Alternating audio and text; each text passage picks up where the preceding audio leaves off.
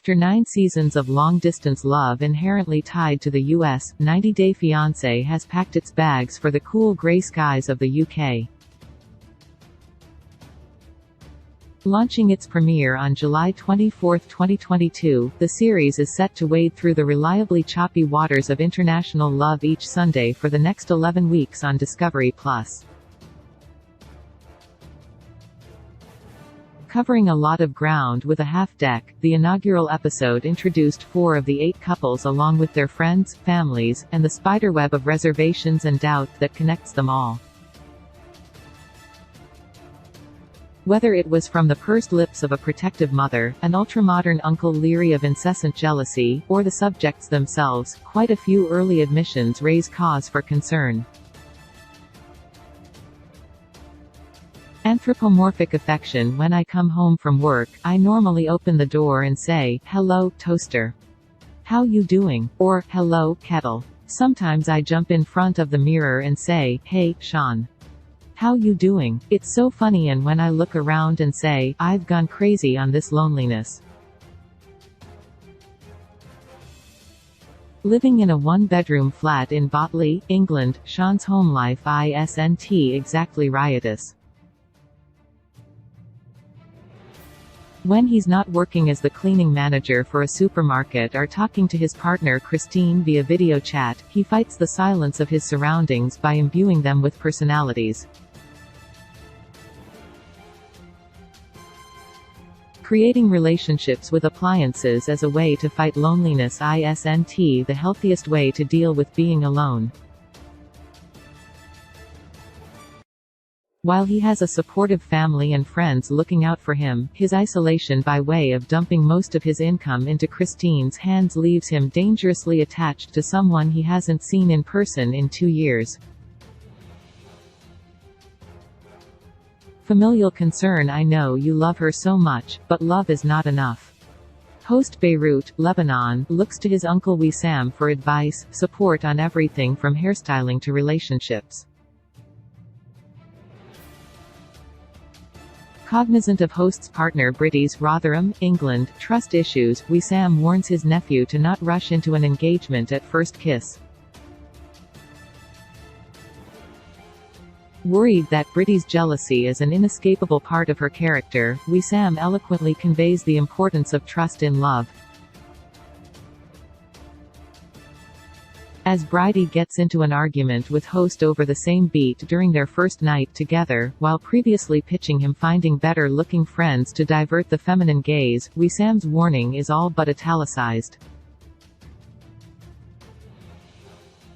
Mystery man. I'd known Sean for about a year when I actually discovered that wasn't his real name and it was actually Shintaro Takagi. Searching for the Japanese scenester of her dreams, 33-year-old Wolverhampton native Victoria found just that in Sean's Facebook presence. Once the spark was irrevocably lit, secret after secret would seep out from Sean's lips, the most glaring of which being that he looked nothing like his profile picture. Claiming his picture was from 2018 despite him looking at least a decade younger, Victoria accepted his excuse. Less understandable is the burying of his actual name from her. While adopting a westernized name to avoid difficulties in spelling pronunciation is not uncommon, Sean's deceit speaks more of someone hiding who he is behind an alias. All in. Sean has said "I love you" to me. I think it had only been about 5 days when he said it and it scared the hell out of me. While Sean is hesitant to share any intimate details about his life, he was far from reticent to admit his burgeoning feelings to Victoria. 5 days into a relationship with a woman that knew almost nothing about him, had seen enough to go all in on his feelings, or plan. Though Victoria would eventually digest the curiousness of his shotgun "I love you," Sean's immediate attempt at disarming someone he's meticulously kept in the dark is a red flag that Victoria shouldn't have ignored. Selfless to a fault. After I send Christine the money, there's enough for me to pay the bills at least. And then when I look again I've got about 50 or 60 quid for myself.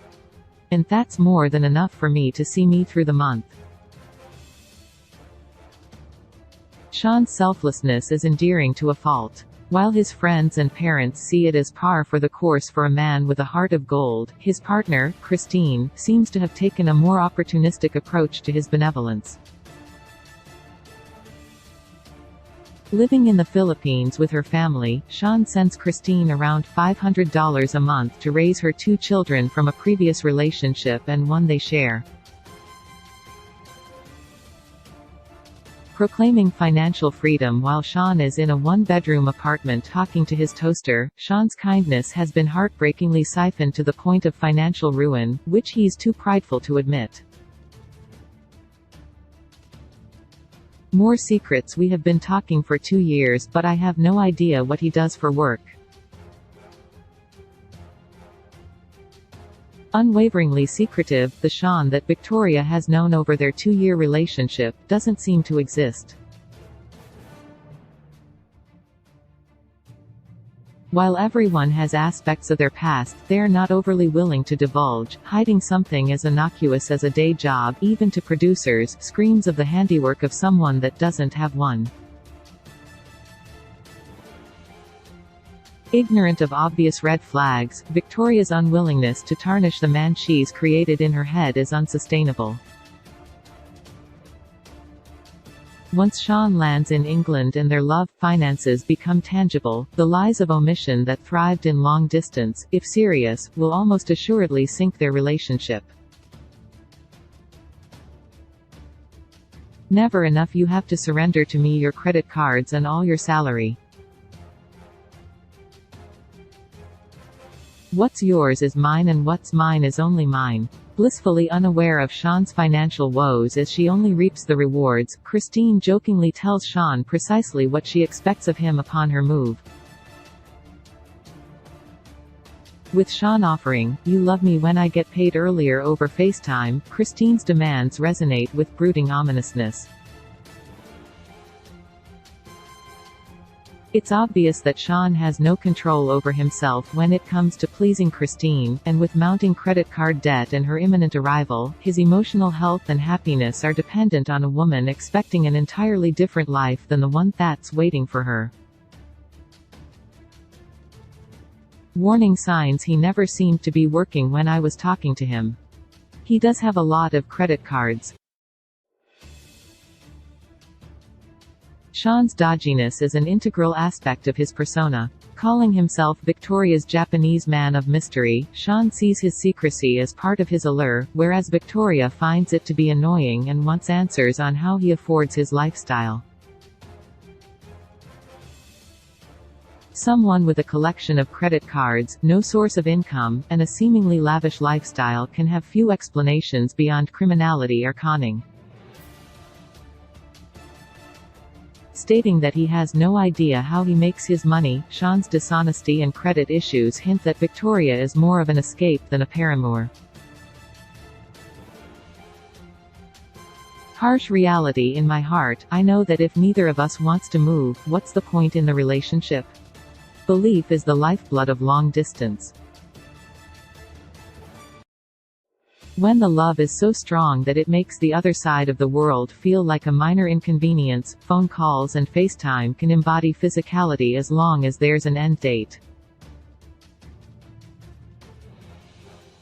As Katie, West Yorkshire, England, realizes her boyfriend Alejandro, Guadalajara, Mexico, is unhappy in Great Britain, the weight of leaving one's life behind becomes unavoidable.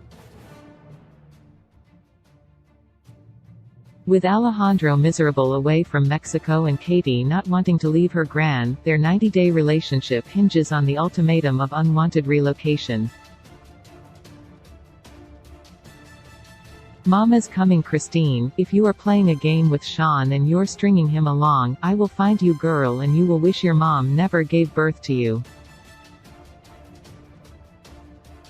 After Christine's visa was denied, Sean's mother questioned whether she'd even applied at all.